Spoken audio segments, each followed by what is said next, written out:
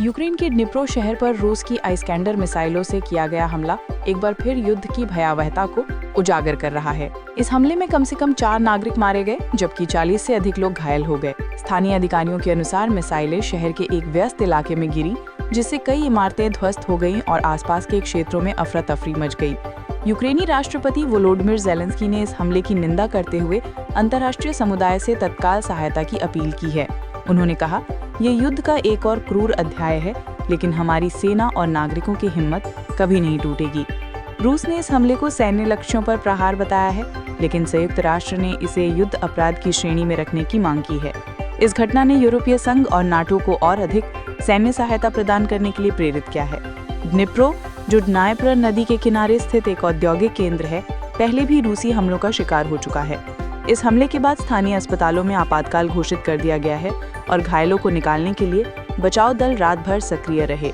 अंतर्राष्ट्रीय media reports के मुताबिक ये हमला रूस यूक्रेन संघर्ष के 1000 दिनों को पार करने के ठीक बाद हुआ है, जो वैश्विक ऊर्जा संकट और खाद्य सुरक्षा को और प्रभावित कर सकता है।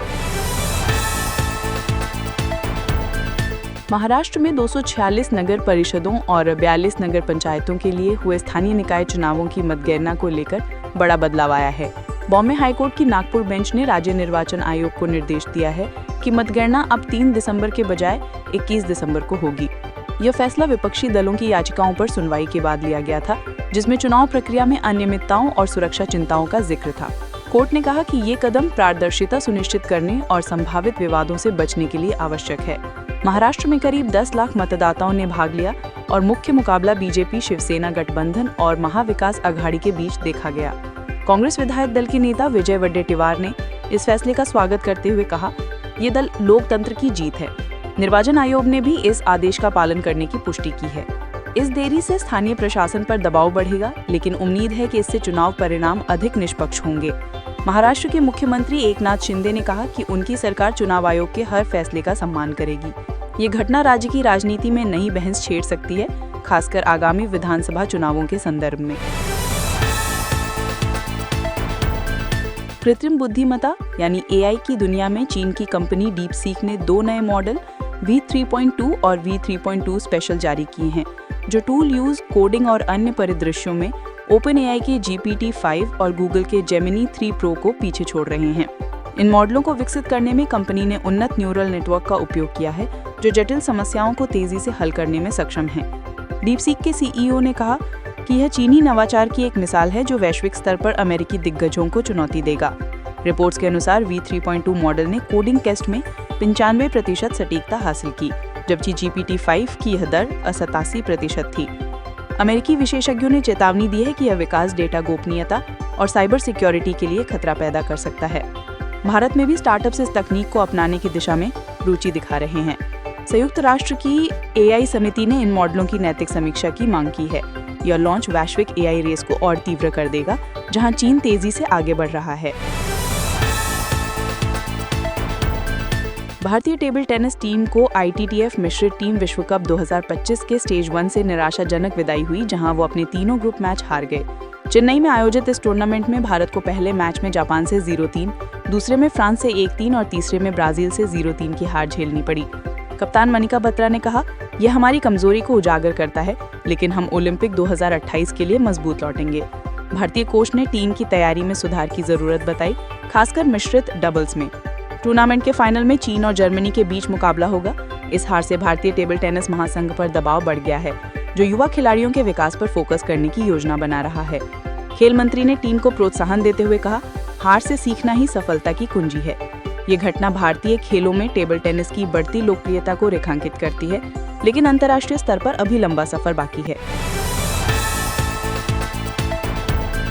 केंद्रीय माध्यमिक शिक्षा बोर्ड यानी CBSE ने कक्षा 10 और 12 की प्रैक्टिकल परीक्षाएं 2025 के लिए विस्तृत दिशा निर्देश जारी किए हैं, जिसमें शेड्यूल, अंकों की सबमिशन प्रक्रिया और स्कूलों के लिए प्रक्रियात्मक निर्देश शामिल है। परीक्षाएं फरवरी 2026 से शुरू होंगी और बोर्ड ने ऑनलाइन पोर्टल के माध्यम से रिजल्ट सबमिशन को अनिवार्य कर दिया है। CBSE चेयरमैन ने कहा कि यह छात्रों की सुविधा और पारदर्शिता सुनिश्चित करेगा। कर्नाटक हाईकोर्ट ने इसी बीच SC/ST कोटा कानून के तहत नई भर्तियों पर अस्थायी रोक लगाई है, जो सरकारी नौकरियों को प्रभावित करेगी। लाखों लाखों छात्रों के लिए ये अपडेट महत्वपूर्ण है क्योंकि प्रैक्टिकल अंक थ्योरी के साथ मिलकर कुल स्कोर बनाते हैं। बोर्ड ने कोविड प्रोटोकॉल्स को कमजोर किया है लेकिन सेफ्टी पर जोर दिया है। अभिभावक संगठनों ने इसका स्वागत किया है लेकिन ग्रामीण स्कूलों में इंटरनेट कनेक्टिविटी की समस्या उठाई है। ये कदम शिक्षा क्षेत्र में डिजिटल ट्रांसफॉर्मेशन को बढ़ावा देगा। पोप लियो 14वें ने अपना पहला विदेशी दौरा लेबनान के बैरूत में समाप्त किया, जहां उन्होंने विस्फोट प्रभावित पोर्ट पर प्रार्थना की और 1.5 लाख श्रद्धालुओं के साथ मिसा आयोजित किया। देश में युद्ध की आशंका के बीच पोप ने शांति की अपील की, कहा लेबनान आशा की मिसाल बनेगा। यह दौरा रोमन कैथोलिक चर्च के लिए प्रतीकात्मक था क्योंकि लेबनान में क्रिश्चियन समुदाय तनाव में है। स्थानीय बिशपों ने पोप का स्वागत करते हुए कहा, यह हमारे लिए आशीर्वाद है। अमेरिकी रक्षा मंत्री पीट हेग्सेथ ने डोमिनिकन गणराज्य में प्रेस कॉन्फ्रेंस की लेकिन लेबनान संकट पर सापत साधी। संयुक्त राष्ट्र ने इस दौरे को मध्य पूर्व शांति प्रक्रिया के लिए सकारात्मक बताया। लेबनान की अर्थव्यवस्था पहले ही संकट में है और यह दौरा मानवीय सहायता को बढ़ावा दे सकता है। पोप ने 74 वर्षीय कैमरून विपक्षी नेता एनिसैद इकाने की मौत पर शोक व्यक्त किया, जो हिरासत में मरी थी। यह घटना धार्मिक सद्भाव को मजबूत करने का संदेश देती है। राष्ट्रीय परीक्षण एजेंसी एनटीए ने यूजीसी नेट 2025 के लिए नोटिफिकेशन जारी किया। जूनियर रिसर्च फेलोशिप और असिस्टेंट प्रोफेसर पदों के लिए 3000+ वैकेंसी। योग्यता पोस्ट ग्रेजुएट, आयु सीमा 30 वर्ष, आरक्षित छूट। परीक्षा फरवरी 2026 में, वेतन 35,000+ HRA। अंतिम तिथि 7 नवंबर 2025, विस्तार संभव। आवेदन ugcnet.nta.in पर। ये शोधकर्ताओं के लिए सुनहरा अवसर। पिछले वर्ष 10 लाख से अधिक आवेदन। प्रभाव, उच्च शिक्षा में नई भर्तियां बढ़ेंगी। इंटेलिजेंस ब्यूरो IB ने assistant central intelligence officer ACIO technical पदों के लिए 258 वैकेंसी निकाली। योग्यता ग्रेजुएट इंजीनियरिंग, वेतन 44,900 से 1,42,400। अंतिम तिथि 16 नवंबर। चयन लिखित परीक्षा प्लस इंटरव्यू। आवेदन MHA.gov.in पर। राष्ट्रीय सुरक्षा में योगदान का मौका। प्रभाव, युवाओं को खुफिया एजेंसी में प्रवेश। महाराष्ट्र सरकार ने माझी लाड़की बहन योजना के तहत eKYC की डेडलाइन 31 दिसंबर 2025 तक बढ़ाई। गरीब महिलाओं को 21 से 60 वर्ष को 1,500 मासिक सहायता। हाल की प्राकृतिक आपदाओं यानी बाढ़ के कारण विस्तार। अब तक 2 करोड़ से अधिक लाभार्थी। DBT से ट्रांसफर। आवेदन dbt.maharashtra.gov.in पर। प्रभाव, महिलाओं का सशक्तिकरण, आर्थिक आत्मनिर्भरता।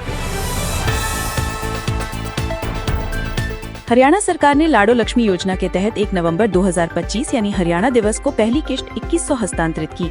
18 से 60 वर्ष महिलाओं के सशक्तिकरण के लिए वार्षिक 5100। लाभार्थी 50 लाख से अधिक। आवेदन haryana.gov.in पर। प्रभाव, ग्रामीण महिलाओं की आय बढ़ेगी, शिक्षा स्वास्थ्य पर खर्च।